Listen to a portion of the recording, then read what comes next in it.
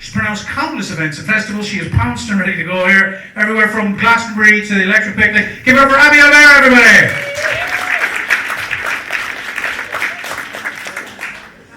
How are yous?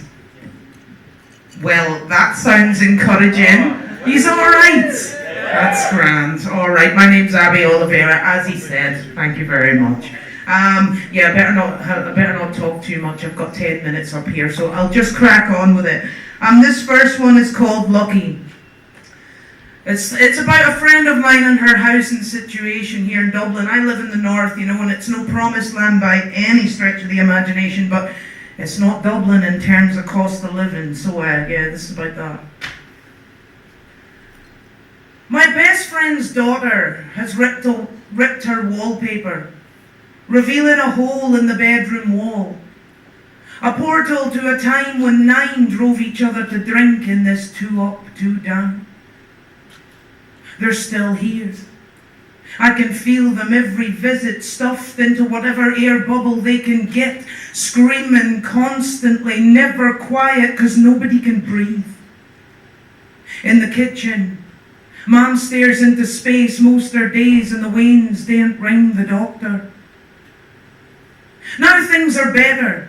It's 2016, just she and her daughter in this 2 up, 2 down. This wee gorgeous place that she loves in old Dublin. 1,200 a month, so lucky to get it, and I daren't dispute it, and she daren't ring the landlord. So we excavate. Pull out stuffings of vintage Christmas paper we could iron and sell to hipsters today. Circa pre-pound shop 1-ply Luro rolled in glitter quality, and a single newspaper page from 1974. 1974, and she daren't ring the landlord. One night she left me the key, and I walked in on a full-on aunt party.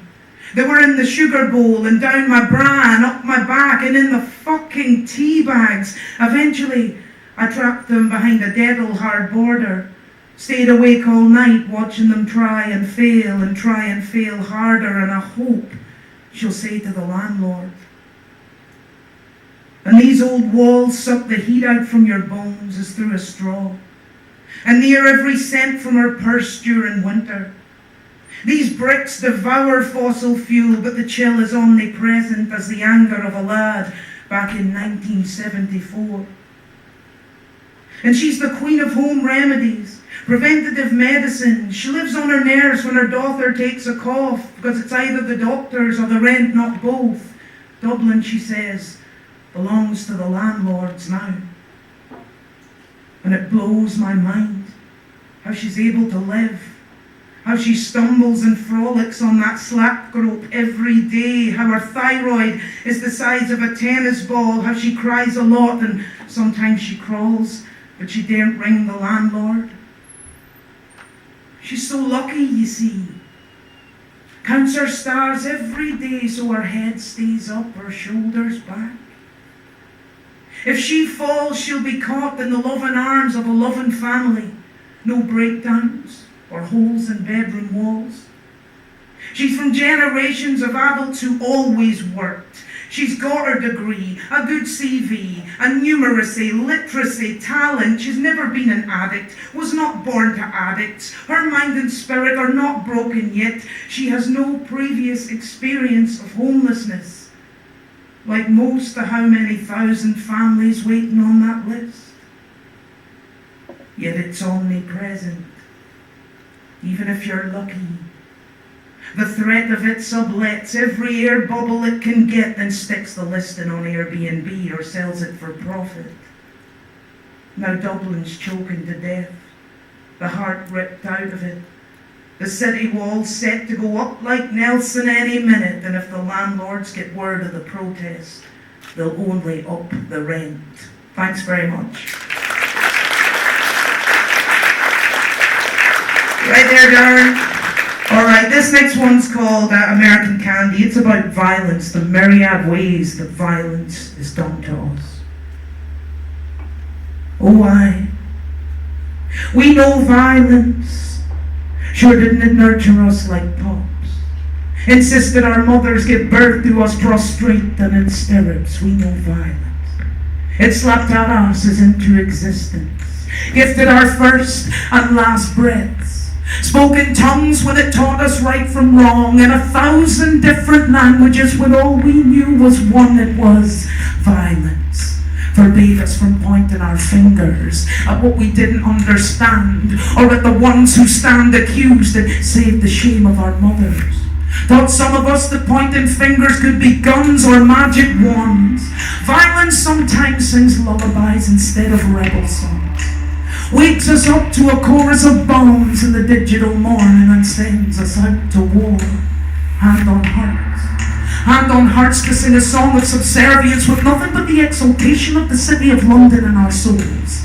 Or Israel, Washington, Vatican, the list goes on. It's hand on hearts to sing a song of subservience.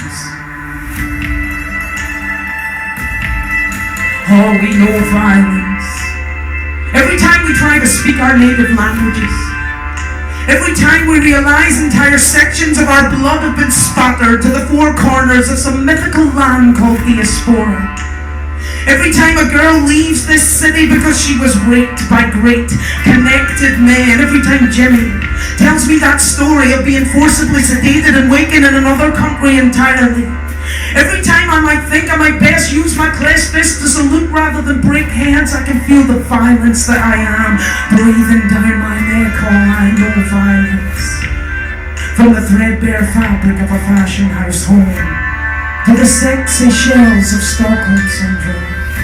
From our hallowed psychopathic representatives to images of pixelated kids without limbs to pick the American candy up off the street with. Yes, we know everything there ever was to know about violence. But when they cast the final die, how many of us are going to know how to fight? How many of us are going to know how to fight? Thank you very much. Cheers, Dan. I'll finish off this one, then I sit with this one called Dandelion. It's really dedicated to a friend, but to anybody who's come through hard times. You are a dandelion, my friend. You bring light in. Sure, that's always been your nature. You grew out in the backwoods, nurtured by burnt earth and beer tins, karaoke machines and discarded roaches, and though most of the estate didn't know it back then, girl, you are medicine. Put here to help heal the sickness, where all talk of living is silence to allow folk to die in peace, believing themselves to be only weeds. This is where you learn to be an artist, where you ripped up that concrete like Andy Dufresne, spent every day chipping away at those condemned walls with paintbrushes and needles, threaded like your life depended on it, because it did. Our kind, we don't just scribble for amusement. Our kind, we learned to do this by writing our own lifelines since we were kids. Saw characters inhabiting other worlds and patches of ripped wood chip next to our beds. We learned to storytell while our mothers broke ornaments and promises not to hurt themselves. Yet, girl, there will always be those who only want to focus on our grammar, our proud use of the vernacular, our bad syntax. They will not know about that tiny porch you turned into a workshop and dreamed of playing Budokan in college, learning to stilt walk and dreamed. The part-time hours away singing that you cleaned, you dreamed and planted hanging baskets and painted glass, even as that bastard punched harder for every flower in your cap, knowing rightly that not even this jungle could hold you back. And like seeds don't know what kind of flowers they'll grow up to be, so you might never see the butterfly effects of all your courage.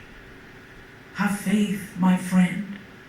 They may sprout in the most contentious, the most bitter of places, and then, like you, they will thrive in the worst soil like the best wine.